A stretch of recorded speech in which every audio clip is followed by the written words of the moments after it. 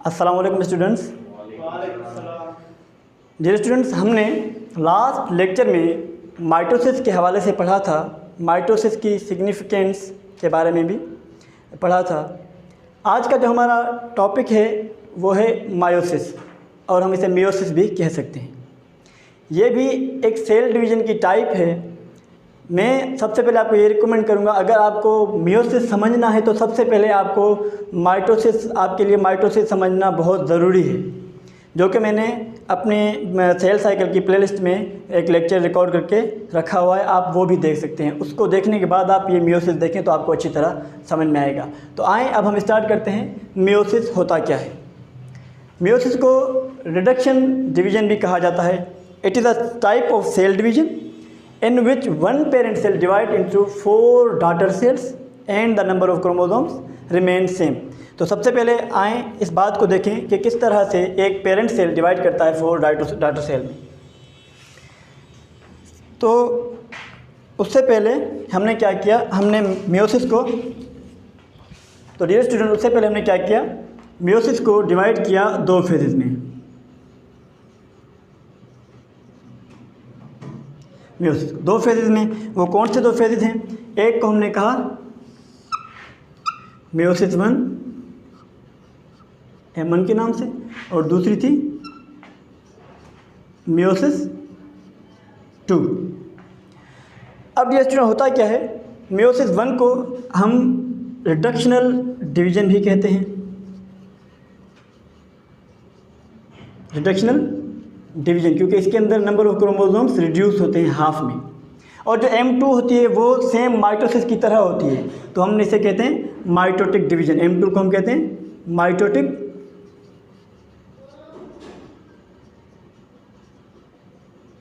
Division. अब आ जाए reductional division और माइटोटिक डिवीज़न, दोनों को देखकर हम डिवाइड करते हैं एक सेल को। हमने कहा कि इसमें एक पेरेंट सेल डिवाइड होता है 4 डॉटर सेल्स में, और नंबर ऑफ क्रोमोसोम्स जो है वो रिड्यूस हो जाते हैं हाफ में। कैसे? देखिए, सबसे पहले ये एक पेरेंट सेल है। अगर हम ह्यूमन की बात करें तो ह्यूमन के पेरेंट सेल के अंदर 46 क्रोमोसोम्स होते हैं। ये एक 46 क्रोमोसोम्स हैं। अब ये डिवाइड होगा, सबसे पहले M1 होगी। M1 में क्या होगा कि एक जो सेल है वो 2 सेल्स में डिवाइड होगा इस तरह से। इसके अंदर 23 क्रोमोसोम्स और इसके अंदर भी 23 क्रोमोसोम्स।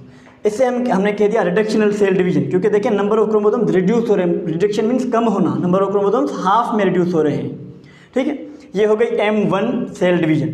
और M2 में क्या होता है, उसी तरह जैसे माइटोसिस होती है, प्रोफेज, मेटाफेज, एनाफेज, टीलोफेज के अंदर ये जो सेल हैं जिसके अंदर देखें, अब इसके अंदर देखें 23 क्रोमोसोम नंबर हैं, तो ये एक सेल डिवाइड होगा 2 सेल्स में माइटोसिस की तरह, ये एक और ये दूसरा। दोनों के अंदर नंबर ऑफ क्रोमोसोम्स सेम ही रहे, क्योंकि माइटोसिस के अंदर हमने पढ़ा है कि नंबर ऑफ क्रोमोसोम्स सेम रहते हैं और एक सेल डिवाइड होता है 2 में। तो यहाँ पर देखिए एक सेल डिवाइड हुआ 2 में और नंबर ऑफ क्रोमोसोम भी सेम। इसी तरह ये सेल भी ऐसे, तो इसके अंदर भी 23, इसके अंदर भी 23। अब ये हो गया ये M2 और ये M1 और ये M2, इस तरह से होता है। तो आए अब हम सबसे पहले M1 को समझते हैं।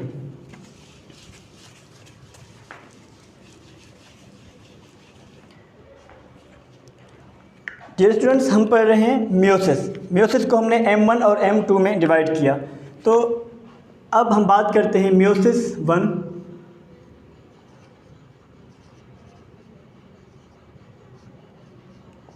अब मियोसिस 1 में उसी तरह जैसे माइटोसिस में 4 स्टेजेस होते हैं, प्रोफेज, मेटाफेज, एनाफेज, इसी तरह मियोसिस 1 में भी 4 स्टेजेस होती हैं, जैसे प्रोफेज 1 क्योंकि ये मियोसिस 1 में है। अगर मियोसिस 2 में होगा तो हम कहेंगे प्रोफेज 2। और उसके अलावा मेटाफेज 1 सेम, इसी तरह एनाफेज 1, आखिर में टीलोफेज 1।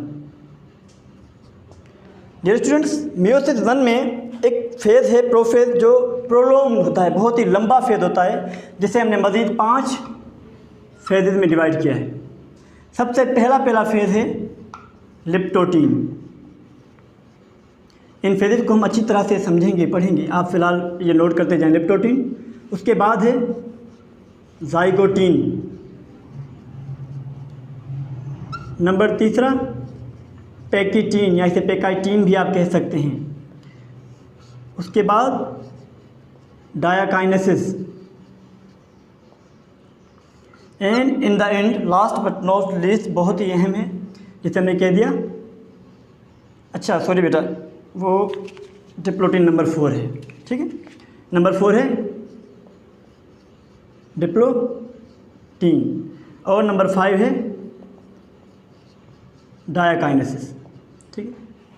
अब ये तो बहुत लंबे हो गए, याद करने में भी मुश्किल होगी, तो इस वजह से मैं आपके लिए एक ट्रिक, एक हिंट लाया हूँ। हमने क्या कह दिया, L, zygotene Z, pachytene P, diplotene D and diakinesis D. हमने कहा कि इस ट्रिक को समझने के लिए आप इसको ऐसे भी समझ सकते हैं कि लिज़ा ज़्यादा पढ़ाई पर ध्यान देती है, तो मेरे ख्याल से ये ज़्यादा बेहतर रहेगा, ठीक है। तो आएँ अब हम एक एक करके इन फेजेस को समझते हैं। सबसे डियर स्टूडेंट्स, हमने कहा कि prophase 1 is a prolonged phase, ये बहुत ही लंबा फेज़ है। मज़ीद 5 फेजेस में डिवाइड है, लिप्टोटीन, ज़ाइगोटीन, पैकाइटीन, डिप्लोटीन, डायाकाइनेसिस, ठीक है। अब आ जाएँ इन सब में होता क्या है। लफ्ज़ लिप्टोटीन की अगर हम बात करें तो लिप्टोटीन ये ग्रीक लैंग्वेज का लफ्ज़ है जिसका मतलब है बारीक धागा, या आप कहते हैं बारीक धागी, ठीक। अब इसमें हमने कह दिया कि क्रोमोसोम्स ग्रेजुअली विजिबल, क्या होते हैं, क्रोमोसोम्स आहिस्ता आहिस्ता ज़ाहिर होना शुरू होते हैं। हमें पता है जब सेल डिवाइड नहीं करता तो क्रोमोसोम्स क्रोमेटिन की फॉर्म में होते हैं। देखें किस तरह से, ये एक सेल है, इस सेल के अंदर ये न्यूक्लियस है और न्यूक्लियस के अंदर जेनेटिक मटेरियल क्रोमेटिन नेटवर्क है, इस तरह से, ये आपने देखा क्रोमेटिन मटेरियल है। अब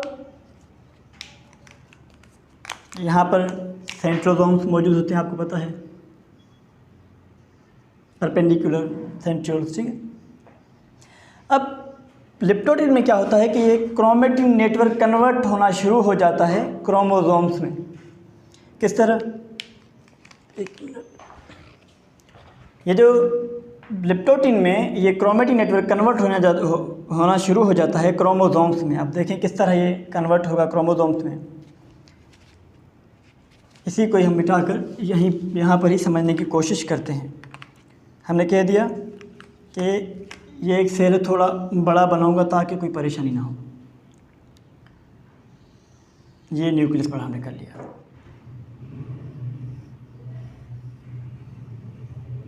ये एक क्रोमोसोम हो गया। इसी तरह ये भी एक क्रोमोसोम हो गया।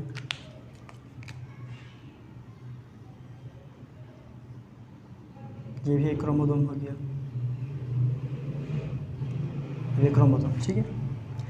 अब क्या होगा, इसमें क्रोमोसोम्स विजिबल हो चुके हैं। ये लिप्टोटीन में क्या होगा, क्रोमोसोम्स विजिबल हो जाएंगे। ज़ाइगोटीन ये भी ग्रीक लैंग्वेज का वर्ड है जिसका मतलब है जोड़े बनना या जोड़े।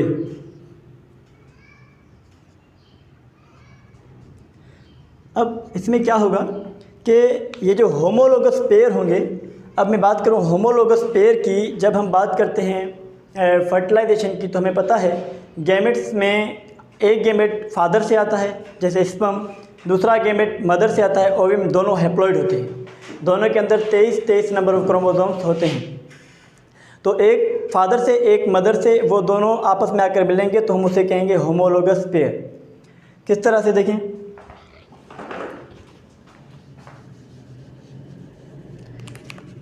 सिनेप्सिस जोड़े बनना शुरू हो जाएंगे। अच्छा, वो जो होमोलोगस पेयर होगा तो उनमें कोई फ़र्क नहीं होगा, बिल्कुल उनकी साइज़, शेप, जीन्स, बल्कि उनमें बस फ़र्क जो होता है वो अलील्स का फ़र्क होता है, अल्टरनेट फॉर्म ऑफ जीन का फ़र्क होता है। ये एक क्रोमोसोम्स फादर की साइड से, इसी तरह ये दूसरा क्रोमोसोम्स मदर की तरफ से। अब ये दोनों एक जैसे हैं। अब इन जोड़े बनने को हम कहते हैं सिनेप्सिस। क्या कहते हैं? सिनेप्सिस। ठीक है, सिनेप्सिस। और ये जो क्रोमेटिड्स हैं इन्हें हम कहते हैं टेट्राड्स। ये 4 क्रोमेटिड साथ में आ गए, 1 2 3 4। ठीक है, तो हम इसे कहते हैं टेट्राड। इस तरह से ये टेट्राड बनते हैं। और दूसरी बात जो याद रखने की है वो देखें, इस क्रोमोसोम में जो 2 क्रोमेटिड्स हैं इनको हम कहते हैं sister chromatids. Sister chromatids, sister chromatids. और एक क्रोमेटिड इसकी, जैसे ये देखिए 1 और ये 2, दूसरी इस क्रोमोसोम्स की, इन 2 क्रोमेटिड्स को हम कहते हैं non sister chromatids. Non sister chromatids. अच्छा, सिनेप्सिस हो गई किसके अंदर? जाइगोटिन के अंदर। पेकाइटिन के अंदर क्या होगी? चाइसमेटा फॉर्मेशन होगी। चाइसमेटा फॉर्मेशन कैसे होगी कि ये जो क्रोमेटिड्स हैं ये आपस में जुड़ जाएंगे।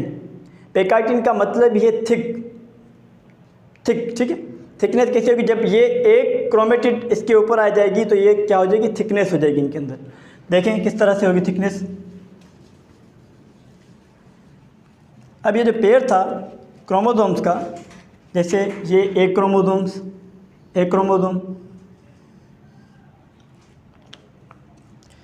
और ये दूसरा क्रोमोसोम। अब देखिए ये आपस में मिल रहे हैं। जिस पॉइंट पर ये आपस में मिलते हैं इस पॉइंट को हम कहते हैं चाइसमेटा। जिस पॉइंट पर 2 क्रोमेटिड आपस में, होमोलोगस पेयर की जो 2 क्रोमेटिड आपस में मिले उस पॉइंट को हम कहते हैं चाइसमेटा। ये जो पॉइंट है इसे हमने कह दिया चाइसमेटा। अब ये तो हो गई पेकाइटिन के अंदर। अब आ जाए डिप्लोटिन के अंदर। अब डिप्लोटिन के अंदर क्या होगी? Crossing over. इट मीन्स कि एक्सचेंज ऑफ जेनेटिक मटेरियल। हमें पता है इस क्रोमोसोम्स के अंदर भी जेनेटिक मटेरियल है, उसके अंदर भी क्रोमोसोम के अंदर भी जेनेटिक मटेरियल है। अब ये एक फादर की तरफ से एक मदर की तरफ से दोनों अपना क्रोमेट जो जेनेटिक मटेरियल है वो एक्सचेंज करेंगे, अदला बदली करेंगे। किस तरह से? देखें, हमने इसको इस तरह से जाहिर किया।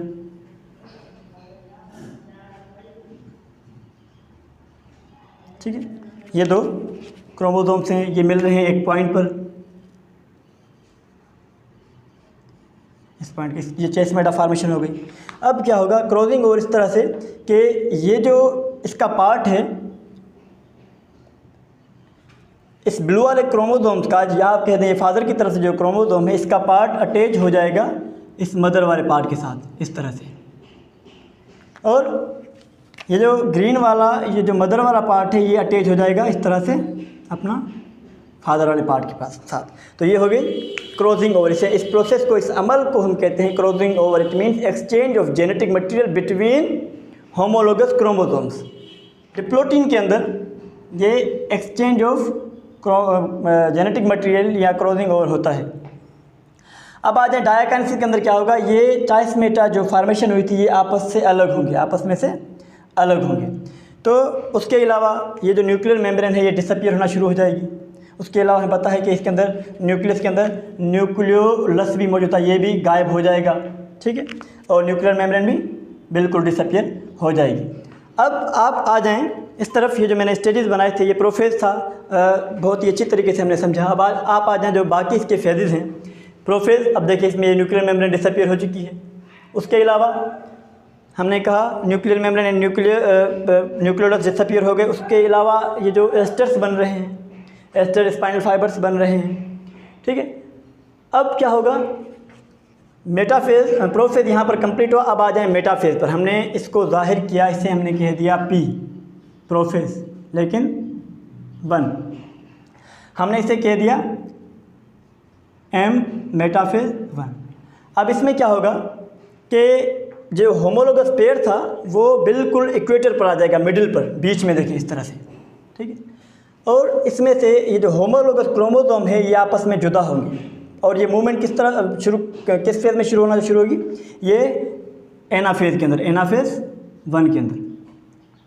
और आपको पता है कि टीलोफेज़, ये मूवमेंट शुरू होकर टीलोफेज़ में this movement ceases like mitosis हम पढ़कर आ गए, ये बिल्कुल ख़त्म हो जाएगी। उसके अलावा न्यूक्लियर मेम्ब्रेन रीअपियर होना शुरू हो जाएगी, न्यूक्लियस वगैरह ये रीअपियर होना शुरू हो जाएंगे, ठीक है। अब आप आ जाएँ, ये है T1 टीलोफेज़ 1। अब इसी तरह यहाँ पर ये जो 2 सेल बन चुके हैं, ये 2 सेल बन चुके हैं, इसके अंदर साइटोकाइनेसिस होना बाकी है, उसके बाद ये 2 सेल बन जाएंगे इस तरह से। अब ये जो अपना मियोसिस 1 थी उसके अंदर 2 सेल बन चुके हैं, अब इनके अंदर होगी माइटोसिस। ये रिडक्शनल थी क्योंकि इसके अंदर हाफ नंबर ऑफ क्रोमोसोम्स आ गए। इस तरह देखें, ये 2 थे तो एक इस तरफ गया, एक इस तरफ गया, यहाँ पर 2 इस तरफ 2 इस तरफ, टोटल 4 थे। और इसके अंदर क्या होगा कि क्रोमोसोम नंबर 2 होंगे तो पेरेंटल में 2 होंगे तो डॉटर में भी 2 ही होंगे क्रोमोसोम। अब आप आ जाएँ, इसमें क्या होगा देखिए, सबसे पहले उसी तरह वही माइटोसिस में न्यूक्लियर मेम्ब्रेन डिसअपियर होगी, ठीक है। क्रोमेटिन नेटवर्क दोबारा क्रोमोसोम्स में कन्वर्ट होगा। उसके अलावा न्यूक्लियोलस डिसअपियर होगा, सेंट्रोसोम्स अपोजिट पोल में सेंट्रियोल बनकर मूव करेंगे, स्पाइनल फाइबर जनरेट होंगे। मेटाफेज में ये हमने कह दिया P2 प्रोफेज 2, हमने इसे कह दिया मेटाफेज 2। इसके अंदर वही सेंटर पर इक्वेटर पर आ जाएंगे क्रोमोसोम्स। एनाफेज में एनाफेज 2 माइटोसिस की तरह ये जो क्रोमेटिड्स हैं ये आपस में जुदा होकर अलग अलग क्रोमोसोम्स बन जाएंगे, एक ही क्रोमोसोम्स में से 2 क्रोमोसोम्स बन जाएंगे। उसके अलावा ये टीलोफेज 2, इसके अंदर वही सेम बात, न्यूक्लियर मेम्ब्रेन रीअपियर होगी, क्रोमोसोम कन्वर्ट होगी क्रोमेटिन नेटवर्क में और न्यूक्लियोलस फॉर्मेशन होगी। डियर स्टूडेंट्स, आज ये जो पूरा अमल था हमने सीखा किस तरह से होता है मियोसिस के हवाले से। और अब हम आ जाते हैं कि ये कौन से सेल्स में होता है। जैसे हमने माइटोसिस पढ़ा, माइटोसिस सोमेटिक सेल्स या बॉडी सेल्स के अंदर होता है, और मियोसिस जर्म सेल्स के अंदर होता है। जैसे जर्म सेल्स के अंदर होकर गैमेट्स बनाता है, जैसे मेल के अंदर स्पर्म्स बनाता है और फीमेल के अंदर ओव्यूम्स बनते हैं। उसके अलावा अगर हम प्लांट्स की बात करें तो उसके अंदर स्पोर्स बनते हैं, जैसे पोलन ग्रेन मेल पार्ट से बनता है। उसके अलावा ओव्यूल्स जो ओवरी के अंदर बनते हैं तो ये भी मियोसिस की वजह से बनते हैं। उम्मीद है कि ये लेक्चर आपको अच्छी तरह से समझ आया होगा। मिलते हैं अगले लेक्चर के साथ, अपना ढेर सारा ख्याल रखिएगा। अल्लाह हाफिज़। Thank you sir.